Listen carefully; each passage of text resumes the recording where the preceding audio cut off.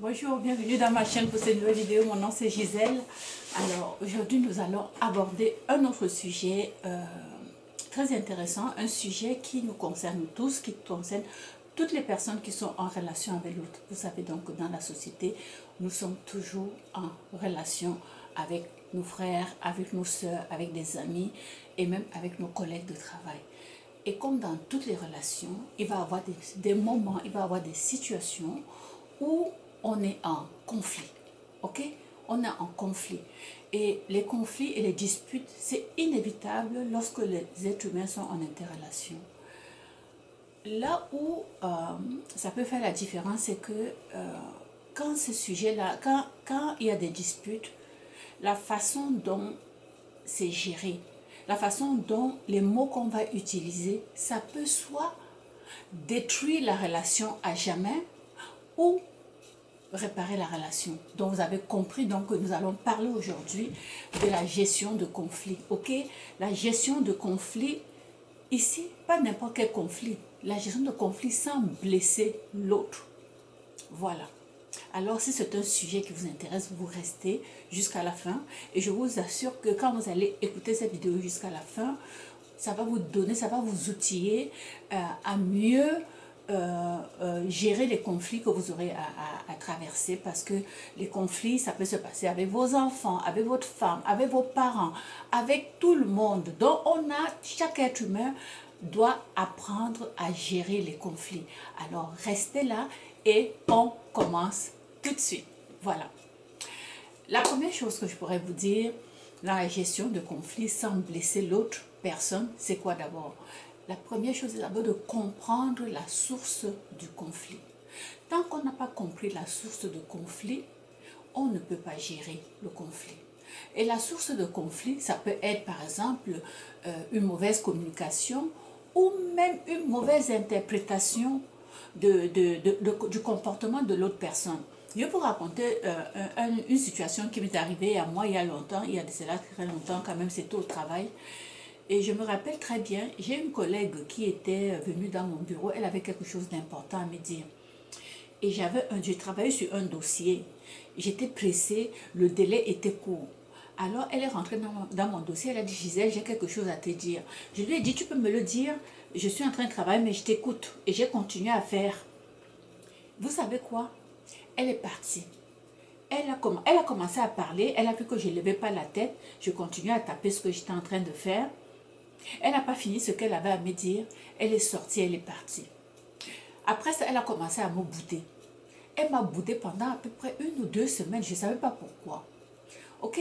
Alors moi, à un moment donné, donc, je ne savais pas pourquoi elle me boudait. Je lui ai posé la question. Ce qu'elle m'a dit, c'est quoi? C'est que elle me boude parce que je lui ai manqué de respect. Je lui ai dit: manquer de respect, qu'est-ce que j'ai fait? Elle a dit: Gisèle, quand je suis venue te parler la dernière fois, j'avais quelque chose d'important à te dire. Tu n'as même pas levé la tête pour m'écouter. Tu étais occupée. Et puis moi, je me suis sentie comme si je n'avais pas de l'importance à tes yeux, ou bien que ce que j'avais à te dire, ça n'avait pas d'importance. Donc, vous voyez que souvent les conflits viennent, et des situations de dispute viennent de ce genre de situation. Dans notre cas, on a eu le temps de se parler, de se comprendre. Donc moi, je suis allée valider auprès d'elle pourquoi elle me boudait. Et elle m'a exprimé les sentiments que comment mon comportement lui a suscité en elle un sentiment de manque de respect. Ok? Donc la deuxième chose, c'est ça. Donc une fois que tu comprends la source du conflit, ok? La source du conflit est compris. Deuxième chose, c'est quoi? Tu dois aller parler, tu parles des sentiments. Et les sentiments, tu vas parler des sentiments sans accuser l'autre personne. Vous avez vu ma collègue, elle a utilisé la meilleure technique. Elle m'a dit comment elle s'est sentie, elle. Elle a utilisé le jeu. Elle ne m'a pas dit: Gisèle, tu m'as manqué de respect. Elle a dit: quand je suis venue te parler dans le bureau, tu ne m'as pas regardé.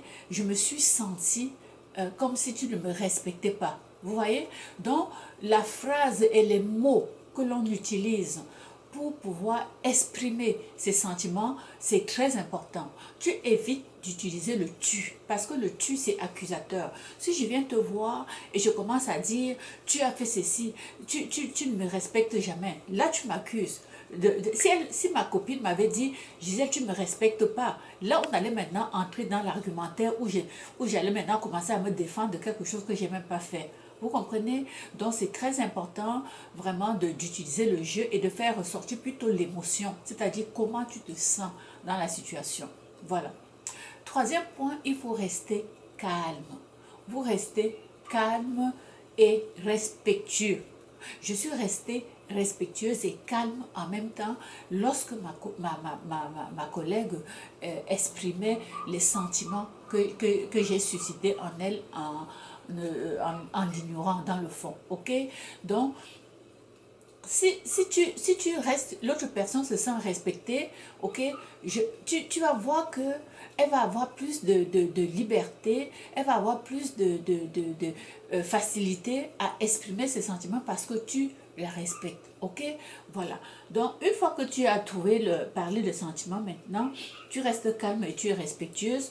Maintenant, vous trouvez un terrain d'entente. Le terrain d'entente, vous savez, dans chaque relation, lorsqu'on essaie de gérer des conflits, le but, ce n'est pas d'aller gagner. Tu n'es pas là pour gagner sur l'autre personne. Tu es là pour trouver un compromis. Tu es là pour améliorer, pour changer quelque chose, pour que votre relation continue à être comme c'était avant. Ok? Donc, vous devez trouver un terrain d'entente où chacun y trouve son compte. Ok, une situation, une sorte de compromis pour pouvoir donc reconstruire votre relation et continuer sur de nouvelles bases. Ok, donc si par exemple le conflit portait, bon, dans notre cas ici avec ma copine, c'était vraiment une interprétation de mon comportement, bien de mon attitude à son endroit, alors là, on trouve le compromis, c'était très simple. Je lui ai dit, je m'excuse, Joanne, c'est sûr, je ne le ferai plus. Donc, à partir de ce moment, depuis que c'était arrivé, chaque fois que elle me disait, elle venait me voir parce qu'on avait des choses à se dire, et je disais, ou bien on se donnait, si je n'étais pas disponible à ce moment-là, je lui dis, peux-tu venir dans 30 minutes? Et là, elle venait et puis j'avais du temps pour elle. Et même depuis ce temps, moi, j'ai adopté la même attitude. C'est-à-dire que quand quelqu'un vient me voir, là, quelqu'un a quelque chose à me dire, si je ne suis pas disposée à l'écouter sur le champ, je vais lui demander de revenir me voir au moment où je suis disponible. Parce que à travers cette collègue, j'ai compris que quand quelqu'un te parle et que tu fais autre chose, c'est un gros manque de respect. Et je l'ai aussi expérimenté par la suite, après même cet événement-là. Moi, c'était moi qui étais de l'autre côté et j'ai compris pourquoi ça l'avait blessé. Parce que moi aussi, je suis allée voir quelqu'un et je lui parlais et la personne faisait autre chose. Ok, je suis partie et j'ai compris alors pourquoi elle s'était sentie vraiment qu'elle elle ne s'était pas sentie respectée par moi. Ok, bon, vous avez trouvé un terrain d'entente, ok, dans votre dispute. Cinquième chose, c'est d'éviter les remords.